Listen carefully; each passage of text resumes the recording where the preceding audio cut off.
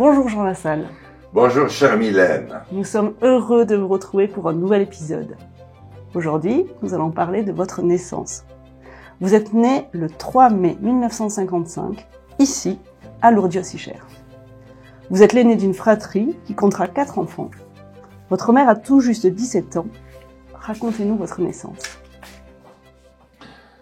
Je suis né 8 jours après que maman ait eu ses premières contractions. Et je pense qu'elle a énormément souffert parce que ça a été physiquement une épreuve redoutable parce que je pesais 4,9 kg.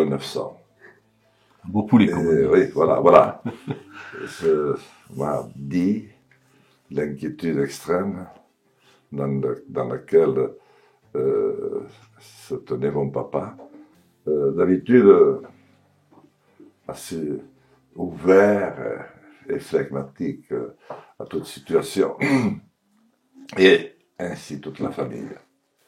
Finalement, il paraît que les 2 derniers jours, le médecin, le docteur Laric, qui venait de Bedouce, à 20 km, il n'y avait pas le col d'Icher, et qu'on avait monté à dos de mulet, ne repartait plus de chez nous. Il devait veiller cette jeune femme.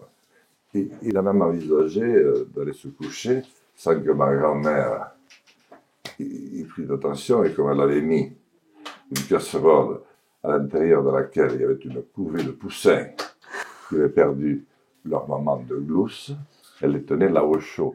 Et le médecin avait des couvertures, les trouvait sur ces petits poussins, et ma grand-mère était dans tous les états. J'ai fini par voir le jour à ce printemps radieux de 1955. Mon grand-père Jean Lassalle s'en était allé au mois de mars avant. Et monsieur le curé était, paraît-il, là, et aurait déclaré, après qu'on eut décidé de m'appeler Jean, en souvenir du grand-père qui venait de disparaître, alors que je devais m'appeler Julien, comme l'arrière-grand-père, Jean Lassalle est parti, Jean Lassalle est revenu. Il faisait beau, je crois, et je suis né dans l'amour, dans une famille d'amour, dans une ambiance radieuse de printemps joyeux. Remarquable. Aujourd'hui, au XXIe siècle, donc en 2023, que pensez-vous de l'état des maternités, de l'état du service hospitalier de manière générale, mais plus précisément peut-être des maternités?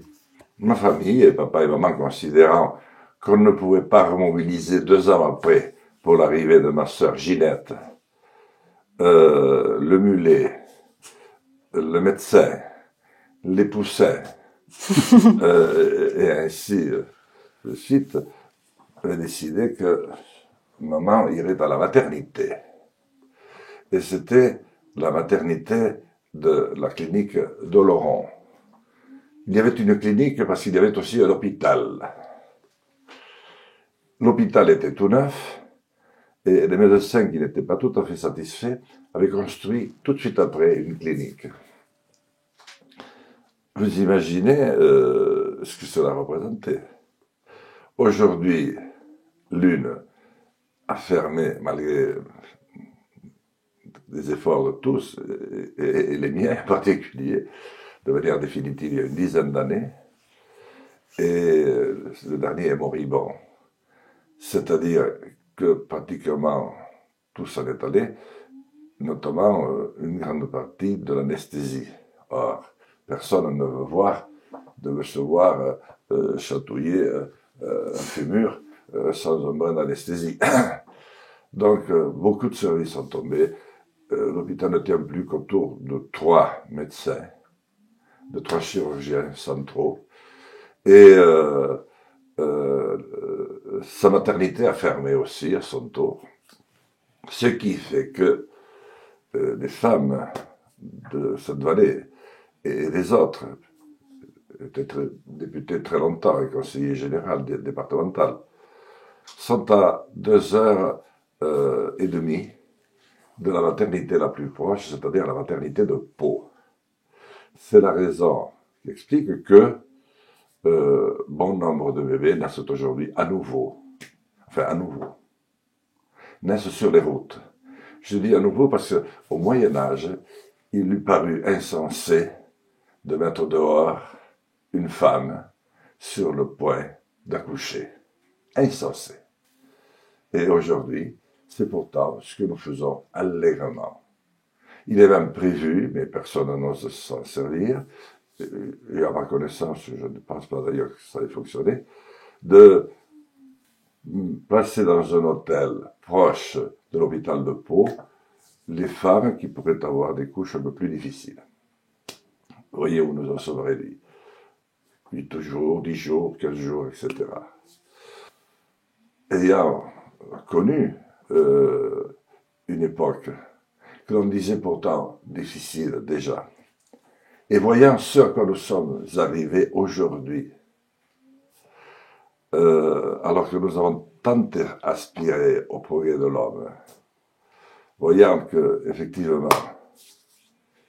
il n'y a strictement plus rien pour se soigner. À moins de 80 km d'ici, je me dis que comment cela a-t-il pu arriver? Comment a-t-il pu se produire?